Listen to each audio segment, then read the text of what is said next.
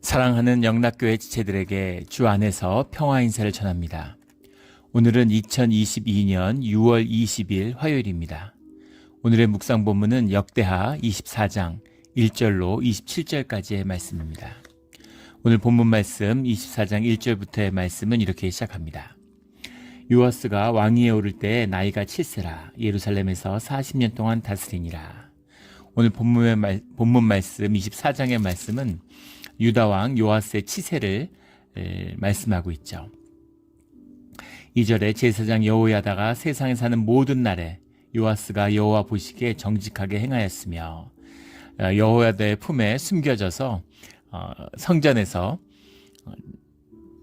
6년을 숨어 살았죠. 그래서 자신의 할머니이기도 한 아달랴의 손에서부터 목숨을 건졌습니다. 그리고 7세에 우리가 23장에서 나누었던 왕이 되는 그런 역사가 있었죠.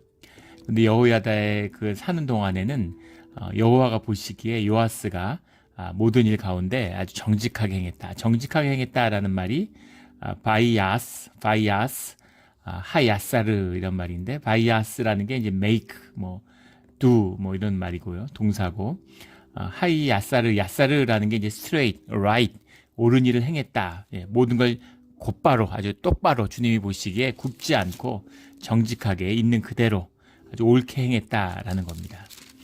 그런 일들이 있었다는 거죠. 그런데 4절에 보면 그 후에 요아스가 여호와의 전에 보수할 뜻을 두고 전을 계수해야 되겠다라는 생각을 하게 됐다는 거예요. 그 이유는 7절에 나오는 그 악한 여인 아달랴의 아들들이 하나님의 전을 파괴하고 또 여호와의 전의 모든 성물들을 바알들을 위하여 사용하였음이 어떠라. 그러니까 그 아달랴의 치세가 이제 6년간 계속됐잖아요. 그런데 그 아달랴는 완전히 여호와의 그 성전을 짓밟으려고 했던 정말 바알 숭배의 화신이죠. 이세벨의 딸이고. 근데 그 아달랴의 아들들은 뭐 다 죽었고 아하시아밖에 없었고, 아하시아도 죽고 나머지 손주들도 다 자기가 죽이고, 그리고 유일하게 살아남은 게 요아스인데 아달랴의 아들들이 있을 수가 없겠죠. 아달랴의 아들들이라는 건 이제 바알의 제사장들, 아달랴와 뜻을 같이 하는 자들, 그런 정치적인 지배 그룹들, 이런 것을 이제 지칭하는 것이겠죠. 그래서 아달랴의 아들들이 그 여호와의 성전을 파괴하고 또 전에 있는 성물들을 가져다가 바알 전에서 썼다, 그런 겁니다. 그러니까 이제 제대로 여호야다 시대에 이제 제사를 지내고 여호와의 성전이 돌아가려고 하니까 이게 너무 퇴락하고 문제가 많은 거죠. 그러다 보니까 이제 그것을 보수해야 되겠다라는 뜻을 갖게 됐다는 겁니다. 그래서 5절에 제사장들과 레위 사람들을 모으고 그들에게 이르되 너희는 유다 여러 성읍에 가서 모든 이스라엘에게 해마다 너희 하나님의 전을 수리할 돈을 거두되 그 일을 빨리 하라 했으나 레위 사람이 빨리 하지 아니한지라. 레위 사람들은 왜 빨리 하지 않았을까? 빨리 한다고 빨리 되는 게 아닌 것이죠. 레위 사람들이 지방에 다니면서 세금을 걷는 것이죠, 요즘으로 치면. 근데 그게 이제 잘 되겠습니까? 잘 걷어지지 않는 거죠. 그 행정 조직이나 나라가 뭐 퇴락하고 여러 가지 어려움들이 있었는데 행정 조직 같은 것도 와해되고 미비하고 이러니까 이게 제대로 되지가 않는 거예요. 그러니까 빨리 하라고 하지만 빨리 되지 않는 것이죠. 8절에 이에 왕이 말하여 한 궤를 만들어 여호와의 전 문 앞에 밖에 두게 하고, 열왕기 하에는 문 밖에 둔 것이 아니라 이제 그 제단 옆에 두었다, 이렇게 되죠. 주님께 드리는 거니까. 그래서 이제 그 제사장들이 받아서 넣은 것으로 이렇게 나오고, 여기는 이제 직접 넣은 것으로 나오는데, 뭐 어떤 게 정확히 맞는 것인지, 아무래도 그 열왕기가 기록을 보고 역대기가 기록됐기 때문에 열왕기가 아니라 다른 그 기록 참조했었던 것 같다라는 추측도 해볼 수 있겠죠. 중요한 것은 이제 그 전을 앞에 궤를 두었다라는 겁니다.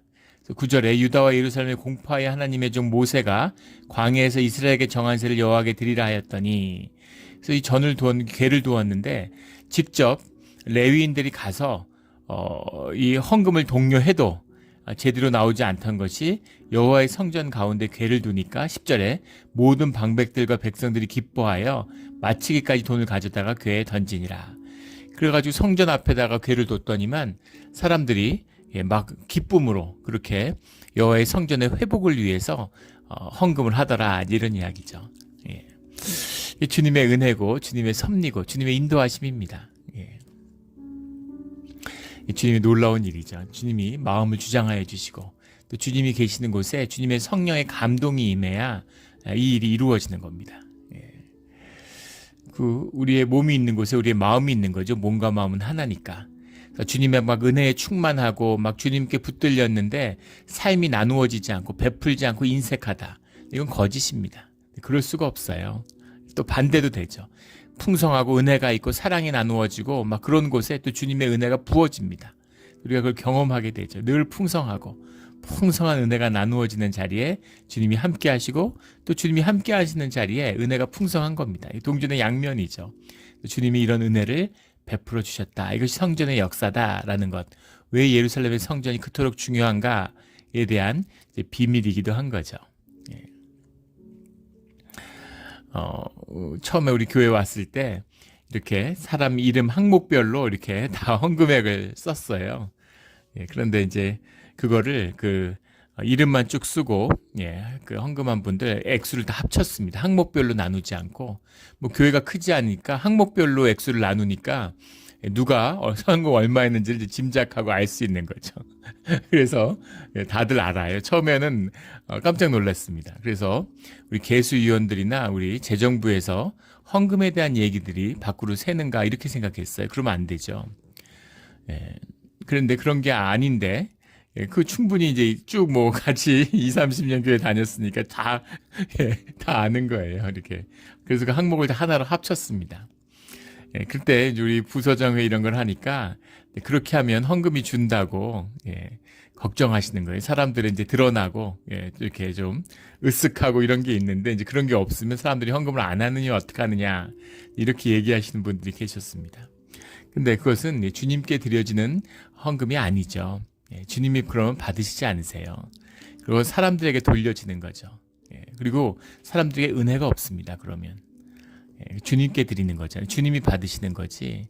주님이 받으신다는 게 뭡니까? 주님이 가지고 하늘로 올라가시나요?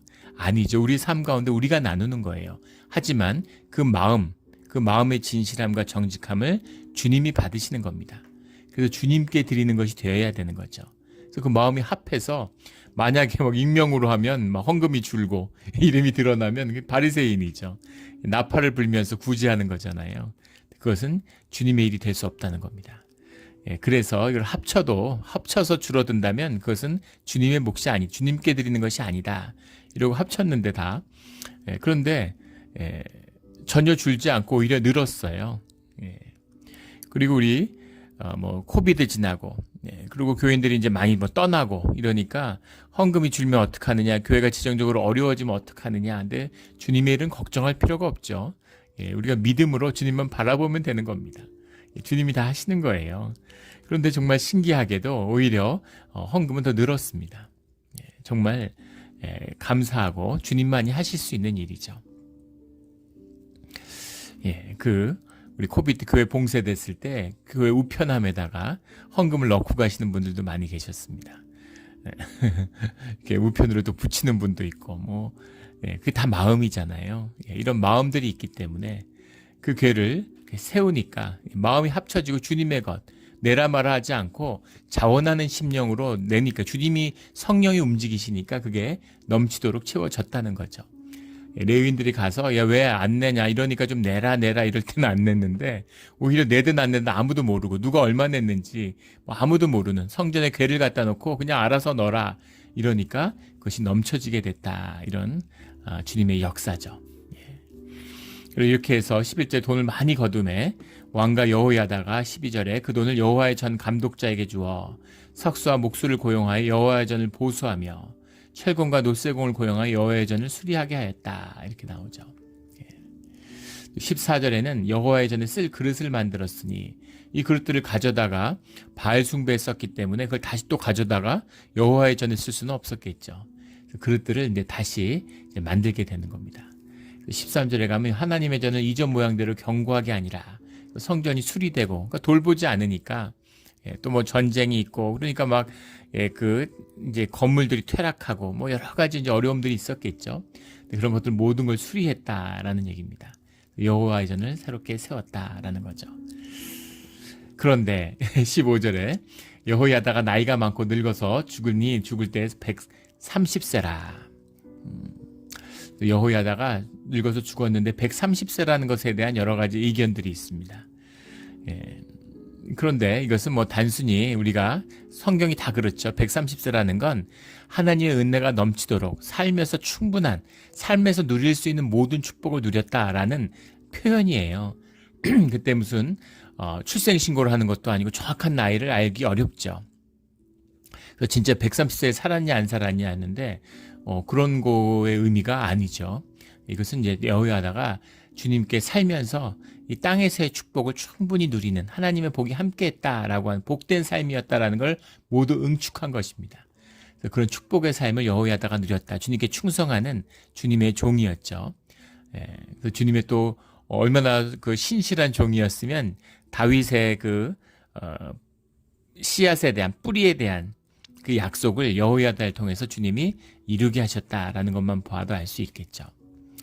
16절에 무리가 다윗 왕 여러 왕의 묘실 중에서 장사하였으니 이는 그가 이스라엘과 하나님과 그의 성전에 대하여 선을 행하였음이더라. 놀라운 고백이 나오는 겁니다. 예. 여호야다는 제사장이죠. 근데 왕의 묘실에 묻혔어요. 처음이자 마지막입니다. 어떻게 이런 게 있을 수가 있었을까? 그 당시에 얼마나 어떤 분위기였는지, 사람들이 여호야다를 어떻게 귀하게 여겼는지라는 사실을 이제 볼 수 있게 되는 거죠. 또 뭐 왕의 고모부고, 예, 또 그 전임 왕 아하시아의 이런 천남 매제고 왕실의 일원이었기 때문에 뭐 그런 영향도 있을 수 있었겠죠. 그리고 또 여호와의 치세 가운데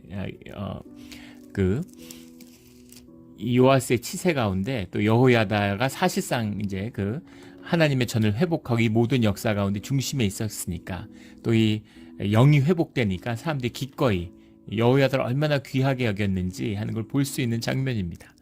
예. 그럼에도 불구하고 왕의 묘실에 묻혔다는 건 놀라운 일이죠. 예. 아하시아도 여호람도 지금 왕의 아버지도 할아버지도 묘실에 묻히지 못했어요. 그런데 여호야다를 묻었다는 건 이건 대단한 거죠. 이것도 하나님이 함께 하시는 하나님이 부어주시는 은혜입니다. 놀라운 축복이죠.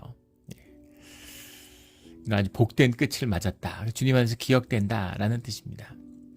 이건 마치 동네에서 무슨 동네 싸움 났는데 중재를 했더니 노벨 평화상을 받았다 이런 느낌입니다. 있을 수 없는 일이죠. 있을 수 없는 축복을 주님이 허락하셨다라는 겁니다. 우리가 여기서 봐야 할 것은 주님의 이름으로 믿음으로 주님의 일을 선을 행하면 주님의 보상이 반드시 있다는 겁니다. 이건 뭐 의심할 여지가 없죠. 교회에 충성되고 교회에 열심히 헌신하는 분들은 하나님이 반드시 축복하세요. 그 삶에도 축복하시고 그 심령에도 축복하시고 또 그 자녀들에게 축복하십니다. 이거는 뭐 분명히 얘기할 수 있죠. 그리고 당당히 교회에 헌신을 하고 권면할 수 있어요. 그럴 수 있는 것은 이것이 우리가 교회를 봉사하고 교회를 섬긴다는 것이 주님이 우리에게 더 큰 축복을 주는 축복의 초청이기 때문입니다. 그래서 마음속에 아무것도 안 했는데 사실 아무것도 정말 하찮은 것이었는데 주님이 이렇게까지 복을 주시다니 이렇게 갚아주시다니 하고 몸둘 바를 모르는 그런 축복이 주 안에서 임하는 것이죠. 우리 마음이고 주님과 함께하는 주님의 은혜입니다. 우리 교회에 헌신하고 봉사하는 많은 분들이 교회 안에 계시죠. 그 모든 헌신과 봉사가 참되고 진실하고 자원하는 심령의 것이어서 주님 안에서 큰 복을 갚아지는 하늘의 복으로 채워지는 그런 축복이 함께하기를 주의 이름으로 축원합니다. 그래서 그 마지막이 130세라 왕의 묘실 중에 장사하였으니 라는 이 말씀 가운데 여호야다가 받은 축복이 담겨 있습니다. 그런데 대반전이 17절에 일어나는 거죠. 여호야다가 죽은 후에 유다 방백들이 와서 왕에게 절하매 왕이 그들의 말을 듣고 18절에 그의 조상들의 하나님 여호와의 전을 버리고 아세라 목상과 우상을 섬겼으므로 그 죄로 말미암아 진노가 유다와 예루살렘에 임하니라. 어떻게 이런 일이 있을 수가 있을까? 여호야다가 살아있을 때는 여호야다보다 요아스가 더 열심히 했습니다. 여호야스를 불러다가 왜 성전의 보수가 빨리 되지 않느냐? 왜 이런 것을 헌금을 걷는 걸 열심히 하지 않느냐고 질책을 할 만큼 그런 열심이었는데 여호야다가 죽으니까 언제 그랬냐는 듯이 이렇게 돌변할 수가 있을까? 이게 말이 됩니까? 여호와의 성전을 보수하는데 열심히 했던 왕이 여호야다가 죽고 나니까 아세라 목상과 우상을 섬기게 된 거예요. 어떻게 이럴 수가 있었을까? 요아스는 이제 자신의 재단을 쌓은 것이 아니죠. 여호야다는 영적으로는 뭐 1살 때 데려다 키웠으니까 여호야다가 영적인 아버지인 거죠. 그래서 아버지의 믿음과 아버지의 은혜 안에 있었지만 그것이 요아스의 것은 아니었다라는 겁니다. 이삭이 재단을 쌓았다라는 표현이 나오죠. 자신의 재단을 쌓고 그리고 이삭의 인생이 시작되는 겁니다. 야곱이 집을 떠나서 들판에서 베델에서 주님 앞에 기름을 부는 자신의 재단을 쌓음으로 야곱의 삶이 시작되는 것이죠. 그런데 요아스는 자신의 재단을 쌓지 못한 사람이에요. 자신의 재단을 쌓지 못했다고 해서 여호람이나 여하시아처럼 악을 행했다고 해서 다윗의 약속이, 다윗의 언약이, 다윗과 맺은 주님의 축복이 끊어지는 것은 아닙니다. 왕위가 폐해지지 않고 그 언약이 지켜져요. 그러나 그 자신이 지은 죄에 대한 죄의 대가를 치르게 된다. 죄로 말미암아 진노가 임했다라는 거죠. 이것은 어떻게 보면 또 유다를 향한 주님의 긍휼이고 은혜입니다. 아예 버림받으면 이스라엘처럼 북이스라엘처럼 버림받으면 망하는 수가 있죠. 그런데 주님이 유다는 돌이키시려고 벌을 주시는 거예요. 자식이니까 부모가 매를 들고 벌을 주죠. 옆집 아이가 잘못했다고 벌 주는 옆집 아저씨가 있습니까? 그런 거 아무도 그렇게 하지 않죠. 그런 것처럼 이것 역시도 은혜 가운데 있는 것이다라는 겁니다. 그런데 자신의 재단을 쌓지 못하는, 우리가 자녀를 위해 기도하고 자녀가 주님에게 세워지기를 위해 기도해야 되는 것이죠. 그 은혜가 자녀를 지킵니다. 그러나 그 삶의 어느 순간에는 자신의 재단을 쌓아야만 되는 거예요. 이것이 신앙의 중심이고 신앙의 비밀입니다. 우리가 그것을 위해 또 기도하고 주님이 함께 하셔야 하는 것이죠.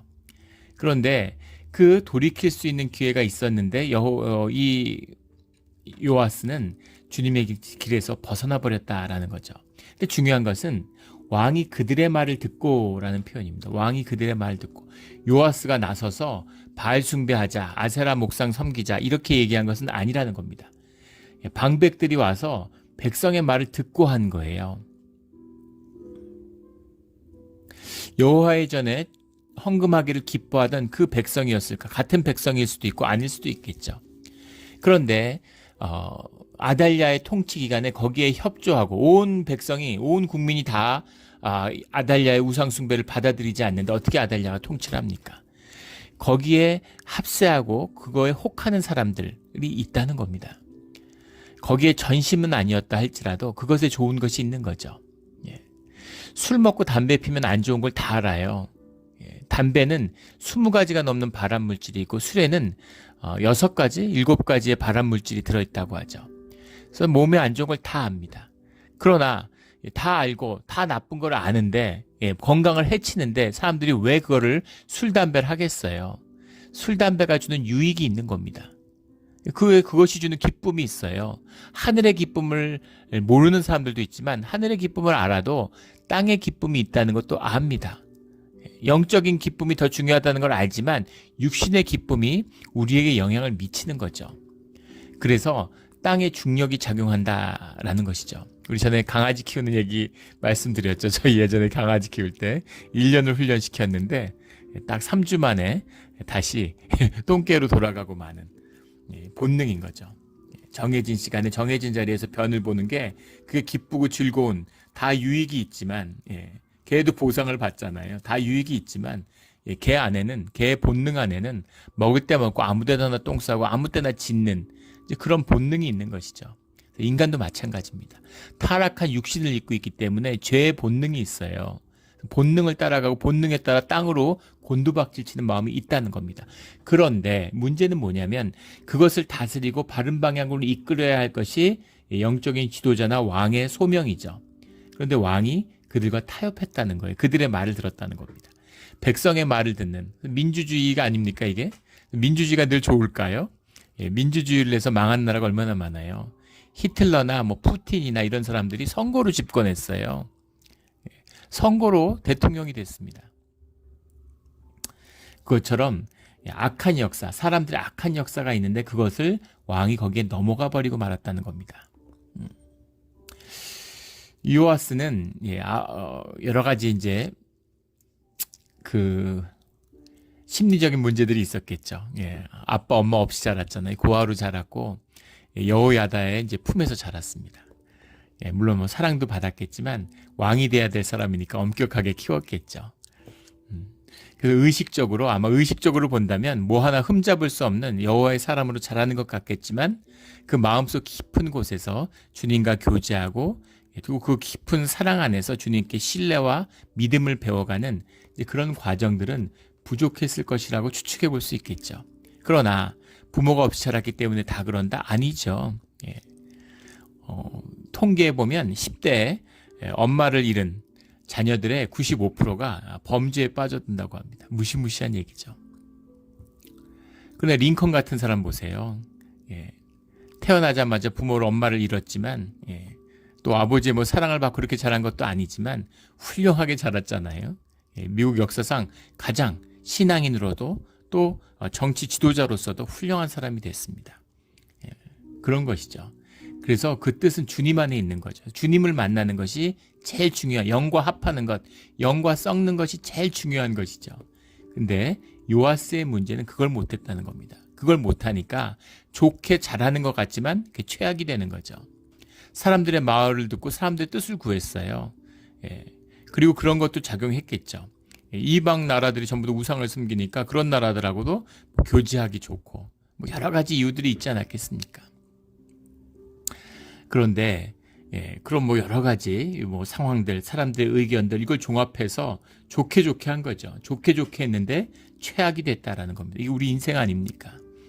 사람들이 좋다고 하는 것, 사람들이 멋지고 훌륭하다고 하는 것, 사람들이 성공이라고 얘기하는 걸 쫓았는데 그렇게 평생을 살고 보니까 인생에 아무것도 없고 허무함의 종로로 타고 아무것도 거둔 것이 없는 그런 삶이 되는 것이죠.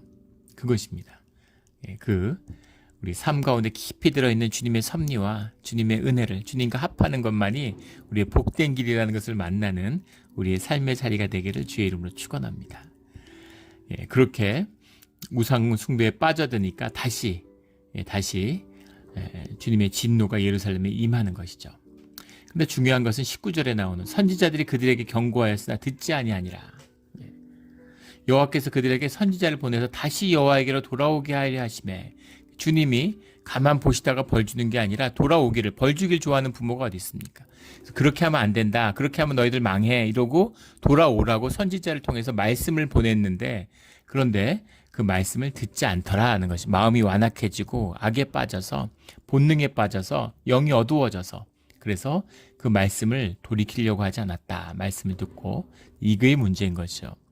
주님 앞에서 누구나 죄질 수 있습니다. 우리가 본능을 갖고 살아가는 걸 주님이 네가 본능을 따라가 이러고 뭐라고 하시는 게 아니죠. 근데 우리에게 돌이킬 기회를 주시는 거예요. 우리가 주일마다 예배마다 우리가 고백의 기도를 드리고 주님 앞에 회개합니다. 돌이키는 것이죠. 알고 지은 죄도 있고 모르고 지은 죄도 있죠. 그 모든 것을 주님 앞에서 속량받는 그런 기회를 가지는 거예요. 근데 그런 것이 우스워지는 거죠. 예배가 아무것도 아닌 거죠. 뭐 매주 드리는데 뭐 한 주 빠지면 어때? 뭐 이렇게 되는 겁니다. 그렇게 빠지다가 와서 예배 드리고 안 드리고 무슨 차이가 있습니까?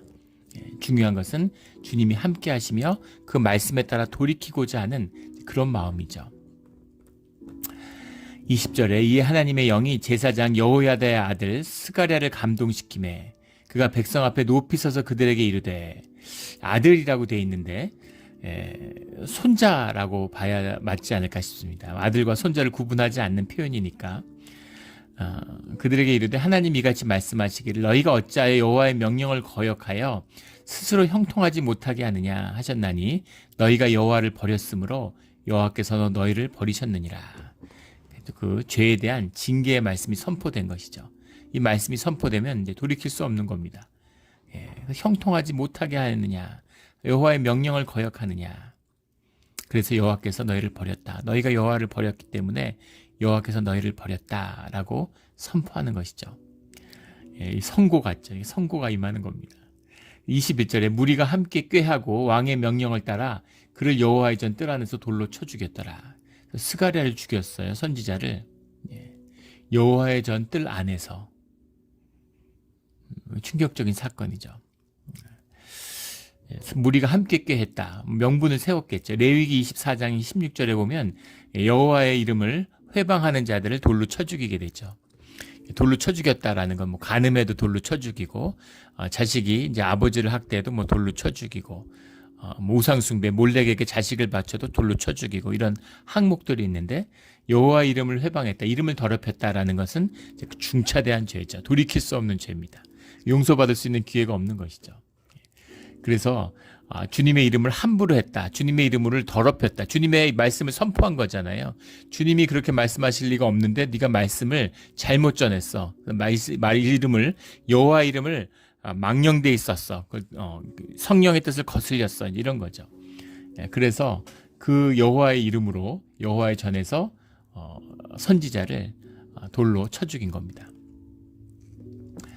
그 마태복음 23장 35절에 보면 주님이 성전과 제단 사이에서 너희가 죽인 사가랴의 아들 바가랴의 아들 스가랴다, 스가랴를 주님이 이제 갚으신다 이 시대에, 그렇게 말씀하시죠.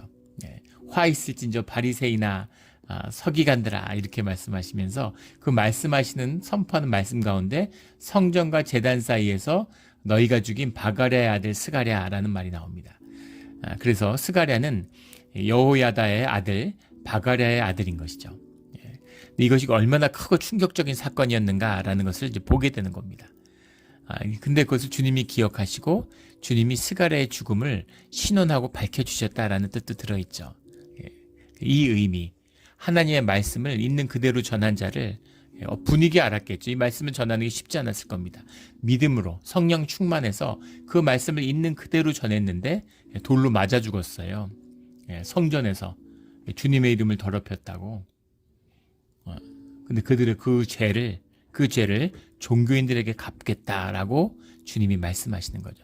종교의 이름으로 선지자를, 믿음의 사람을 학대한 그 사건을 주님이 갚으시겠다라고 말씀하시는 겁니다. 이 말씀을, 그 스가랴의 마지막 기도를 주님이 이제 갚아주신 거죠. 22절에 요아스 왕이 이와 같이 스가랴의 아버지 여호야다가 베푼 은혜를 기억하지 아니하고 그의 아들을 죽이니, 손자죠. 그가 죽을 때 이르되 여호와는 감찰하시고 신원하여 주옵소서 하니라. 인간적으로 생각해도 여호야다가 아버지잖아요. 그러니까 사실은 자기 조카 같은, 자기가 돌보고 자기가 도와줘야 될 그 은혜를 기억한다면 그런 건데, 근데 그걸 이제 돌로 쳐 죽이는데 앞장섰다. 왕으로서 이제 불쾌하고 애고의 사람이 된 거죠. 애고의 사람이 되면 인간성, 인격이라는 건 없어요. 애고가 자신이기 때문입니다. 김일성 같은 거잖아요. 김일성, 김정일이 완전히 애고에 먹혀버린 거죠. 자기가 황금우상 만들고 자기를 섬기게 하고 자기 그림 깔고 앉았다고 사람을 잡아다 죽이고, 어떻게 그럴 수가 있습니까? 인간이 어떻게 그럴 수가 있어요? 더 이상 인간이 아니라 거짓 우상인 거죠. 우상이 되니까, 왕이 되니까 나를 더럽혀, 내 이름을 모욕해, 그러면은 자식도 죽이는 겁니다. 그 영조가 자기 자식을 뒤주에 가둬다 죽였잖아요. 뭐 자식을 죽인 아버지의 얘기는 뭐 역사가 아주 많죠. 그런 겁니다. 하물며 그가 죽을 때 이르되 여호와는 감찰하시고 신원하여 주시옵소서, 감찰하시고 신원하여 주옵소서, 이렇게 기도합니다. 예레 이드로스, 예레 하이드로스, 이런 말인데, 예레라는 말이 이제 루권, 바라보다.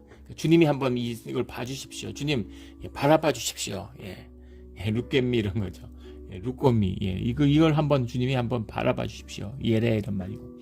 이드로스라는 게 이제 리페이의 영어로 하면 갚아달라, 신원하여 주시옵소서라는 기도는 주님이 갚아주십시오, 주님이 보십시오, 주님이 판단해 주시고 주님이 꼭 갚아주십시오 라고 하는 그런 억울한, 비통한 죽음, 어떻게 여호와의 말씀을 선포했는데 여호와 이름을 더럽혔다고 여호와의 전에서 죽임을 당할 수가 있습니까?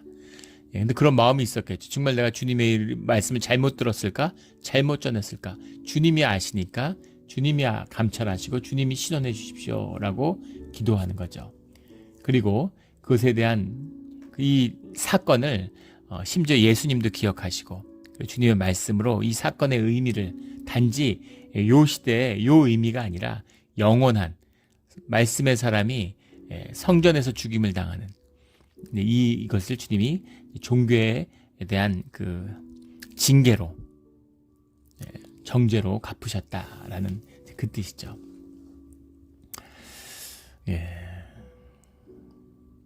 이 억울함을 또 갚아주실 수 있는 분은, 알고 갚아주시는 분은 주님밖에 없습니다. 주님께 아뢰고 주님이 갚아주셔야죠. 억울한 일을 당하면 주님 앞에 와서 이렇게 기도하는 거예요. 주님께 원수를 올려드리는 겁니다. 그럼 주님이 다루어 주시는 거죠. 23절에 1주년 말에 아람 군대가 요아스를 치려고 올라와서 유다와 예루살렘에 이르러 백성 중에서 모든 방백들을 다 죽이고 노력한 물건을 다메섹 왕에게로 보내니라. 주님이 아람 군대를 들어가지고, 이 성경에 증거하는 주님이시죠. 이방인을 들어서 주의 백성을 치시는, 징계하시는 주님의 역사의 한 부분이다. 모든 피조물이 주님의 뜻 가운데 있기 때문에 무슨 이스라엘의 하나님만이고 이방의 하나님이 아닌 것이 아니라 만물의 하나님이시죠. 아람 군대를 들어가지고 징계하셨다라는 겁니다. 현상의 눈으로만 보면 전쟁에 늘 있고 그전에도 싸웠는데 아니라는 것이죠. 그 뒤에 움직이는 주님의 뜻한, 주님의 섭리가 뒤에 움직이고 있다라는 겁니다. 이거 역사죠. 근데 1주년 말에라고 썼는데 이게 무슨 말일까? 왜 번역을 이렇게 했는지 모르겠어요. 바이히 리투쿠파트, 리쿠파트, 하샤나흐 이런 말입니다. 바이히라는 말이 이제 뭐 become, pass 이런 말이에요. 지나다라는 말인데 지날 때라는 말이겠죠.